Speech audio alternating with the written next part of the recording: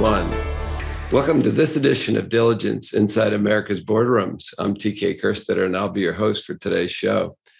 Today, we're going to be talking about highlights from the Spencer Stuart MidCap 400 board survey. And joining me to discuss this is Ann Yerger, the Senior Advisor for Spencer Stuart's North American board practice.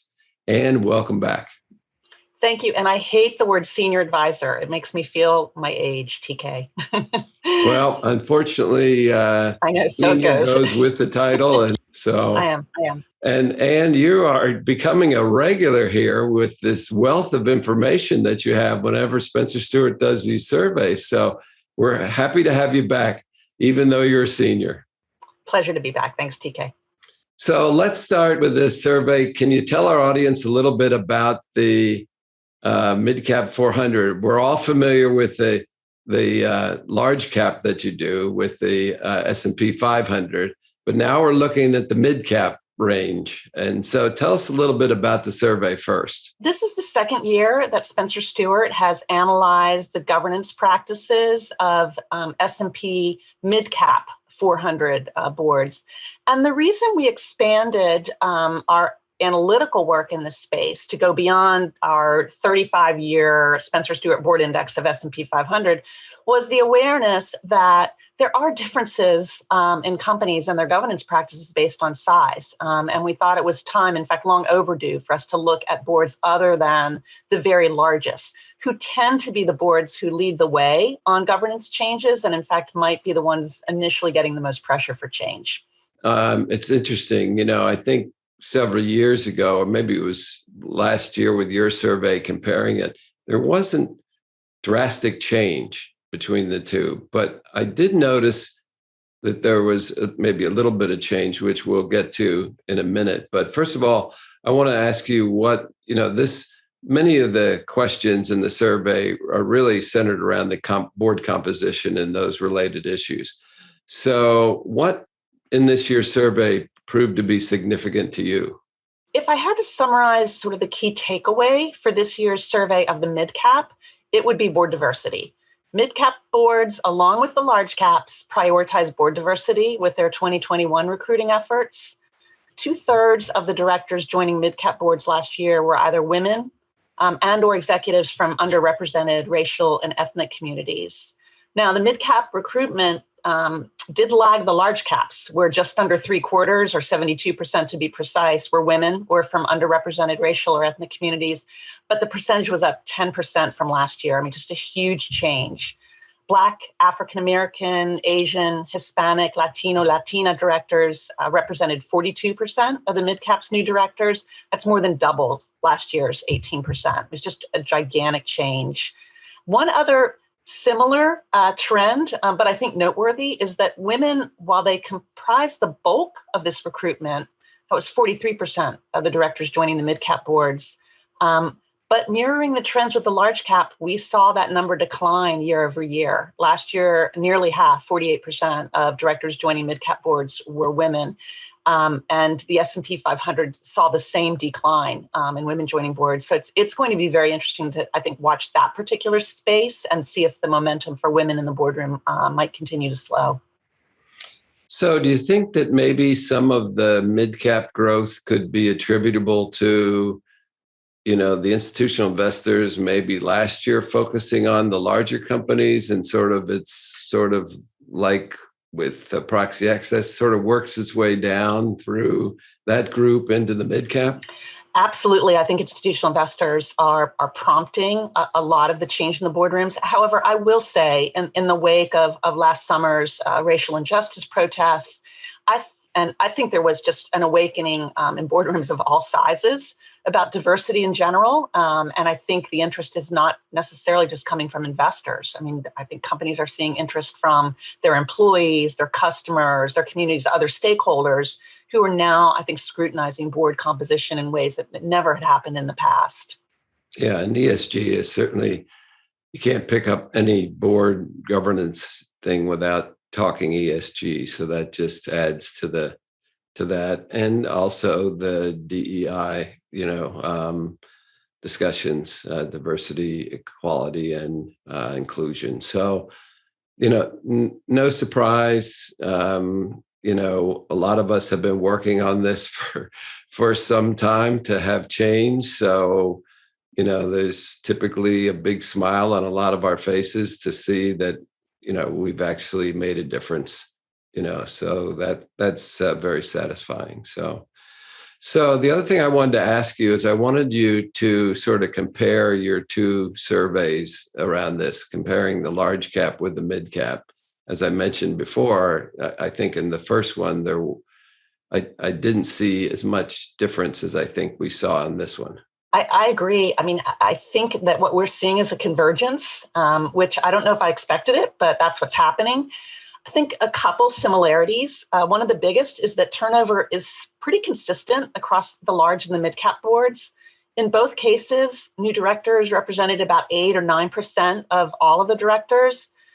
Just half of the mid-cap boards appointed one or more directors to their boards last year. That's a little behind where the large caps are, but still pretty consistent year over year. I mean, boards evolve. They don't change, overnight. I think another similarity is that we saw this year a real convergence in the backgrounds of the directors joining the large and mid-cap boards. Interestingly, the backgrounds of the mid-cap boards were relatively unchanged year over year, but the backgrounds of the large caps significantly changed to align with the mid-caps. So what we saw in both universes, about a quarter were current or retired CEOs and C-suite executives, so chairs and COOs. 1/3 were division or functional leaders. And by functional, I mean like CHROs, CTOs, and about a quarter are financial executives, including the CFOs categories.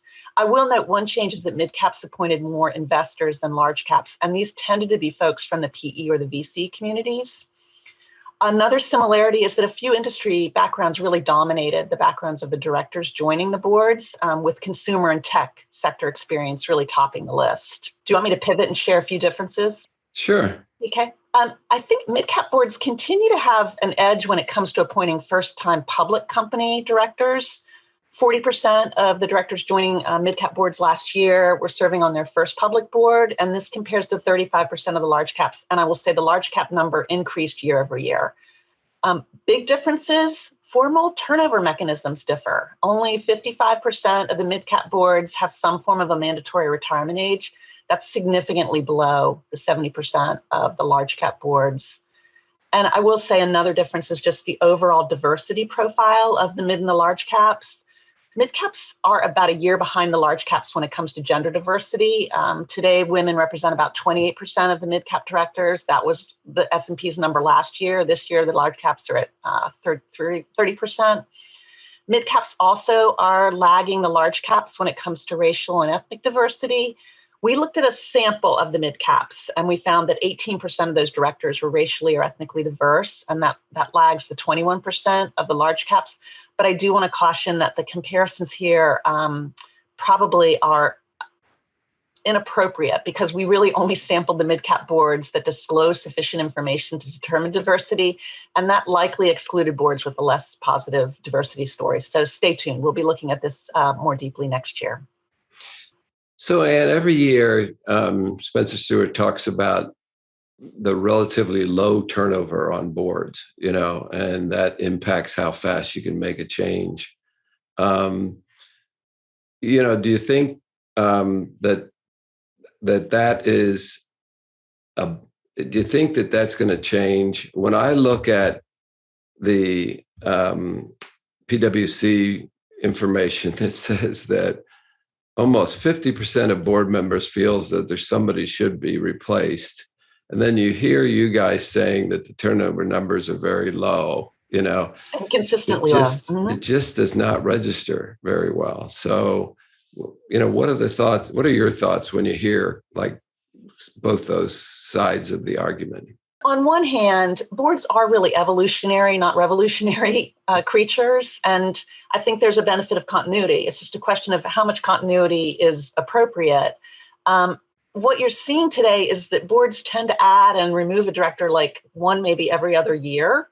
And I think the operative question is that enough? I think boards are doing a better job or certainly leading boards are doing a better job thinking about the types of skills and qualifications they need in the boardroom, and being really strategic about that portfolio of skills. I think it is very hard to ask someone to leave a board, but I do think that boards are increasingly going to be willing to do that, and they won't be relying so heavily on sort of more formal mechanisms to do so. I think it's going to be interesting to see if more tenure limits are adopted. Today, still, it's a really small percentage. I think it's like 6% of the large and the mid caps have any type of tenure limit on director service. Watch that space. And I'm going to be curious to see if investors don't put more pressure on this area. So I don't know if I can make a good prediction, but I think change is coming, but I think it's still going to be very slow. Well, statistics show that companies are really good on doing the evaluation. And statistics also show that they're very poor at having the tough conversations that should be some kind of refreshment on the board. So that'll remain to be seen. And I agree with you with all the things that investors are getting on boards about. That to me seems like it should be at the top of the list, and it's not. So anyway, Ann, thank you. Thank you. We really appreciate when you come on and give us an update on the survey results. So we'll look forward to having you back again. And thanks for taking the time. Thanks for the invitation, TK. Always great to spend time with you. And Happy New Year. Same to you. And that will conclude this edition of Inside America's Boardrooms. We hope you enjoyed the show. We'll be back again next week when we take another look at a critical topic to help you be a better board member or committee member. So we'll see you then.